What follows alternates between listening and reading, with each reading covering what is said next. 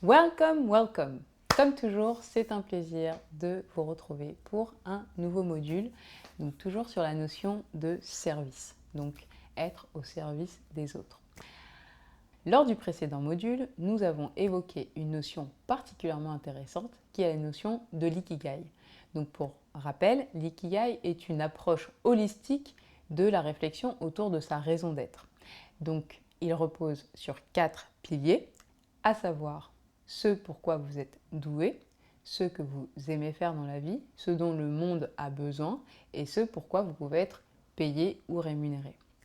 Aujourd'hui, nous allons explorer les 2 premiers piliers qui sont ce pourquoi vous êtes doué, donc moi je vais appeler ça vos talents et vos dons, et ce que vous aimez faire.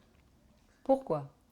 Parce que s'il est vrai que chacun d'entre nous a des dons et des talents qui sont particuliers, tout le monde n'est pas doué pour tout, n'est-ce pas? Et il peut être vraiment préjudiciable lorsqu'une personne essaye d'aider une autre personne sans avoir les compétences pour le faire.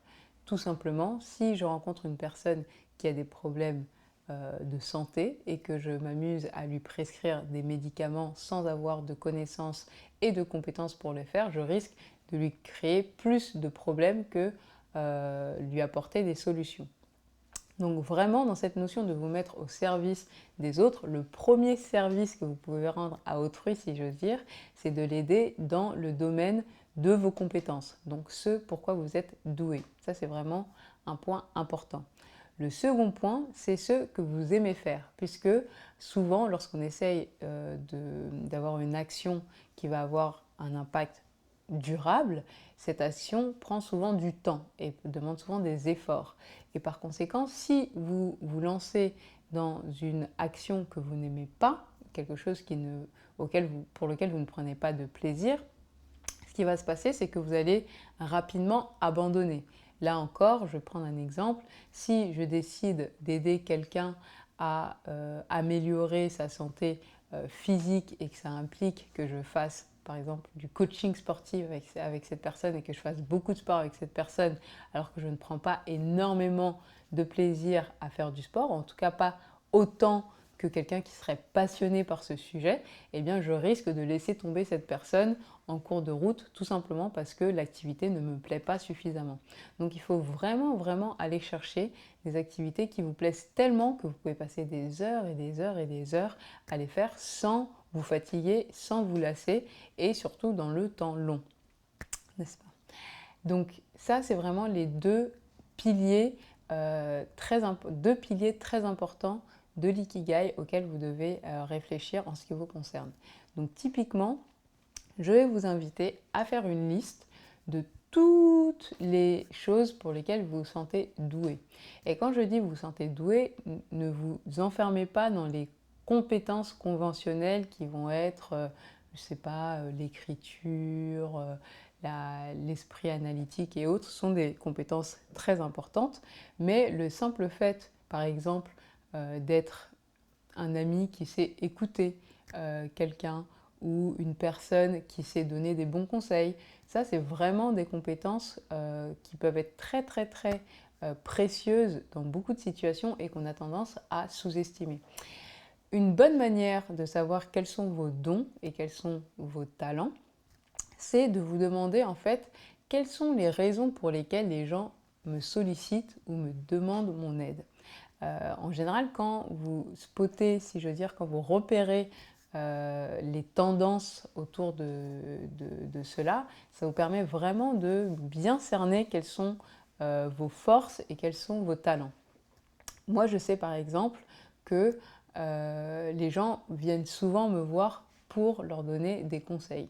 Et non pas parce que je suis plus intelligente que eux, mais tout simplement parce que j'ai une capacité, je pense, à souvent prendre du recul par rapport à certaines situations et voir les choses selon plusieurs perspectives différentes.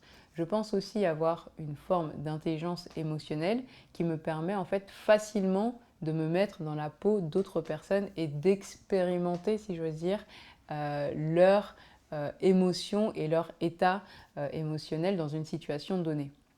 Et par conséquent, lorsque certaines personnes se trouvent dans des situations personnelles ou professionnelles compliquées ou complexes, elles ont tendance à venir me demander conseil pour pouvoir justement avoir cette prise de recul et cette capacité de mise en perspective de la situation. Donc, demandez-vous quelles sont les raisons pour lesquelles on fait souvent appel à vous. Donc, typiquement, il y a des personnes qui vont être sollicitées pour organiser des événements. Ça voudrait dire, par exemple, que vous avez une capacité particulière à coordonner des gens, à coordonner des équipes qui peut être valorisée dans d'autres contextes.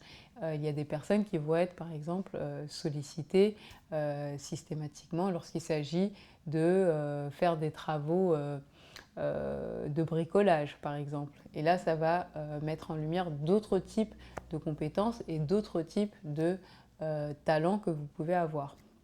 Alors, il va sans dire qu'il est aussi extrêmement important de considérer vos talents qui vont être un peu plus artistiques, si j'ose dire, puisque là encore, c'est des talents qui peuvent être réemployés, donc qui ont une valeur en soi, mais qui peuvent être réemployés dans d'autres domaines.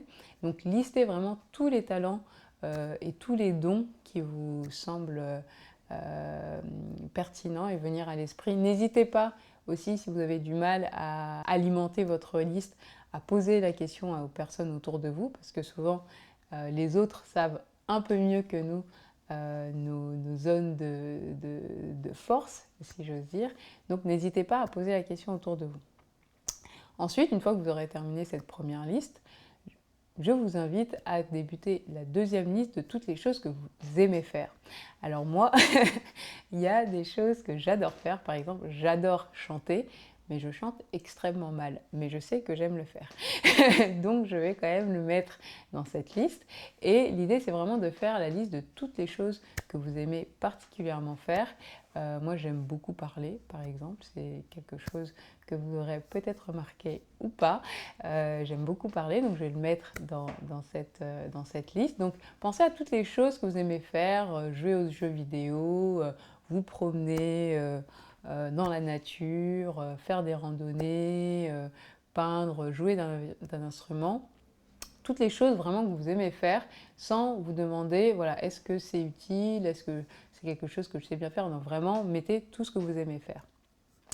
Et une fois que vous aurez ces deux listes, vous serez prêt pour passer à la prochaine étape de l'analyse holistique de l'ikigai. Donc, je vous laisse vous amuser avec ces exercices et comme toujours, postez sur le groupe pour pouvoir interagir avec les autres participants.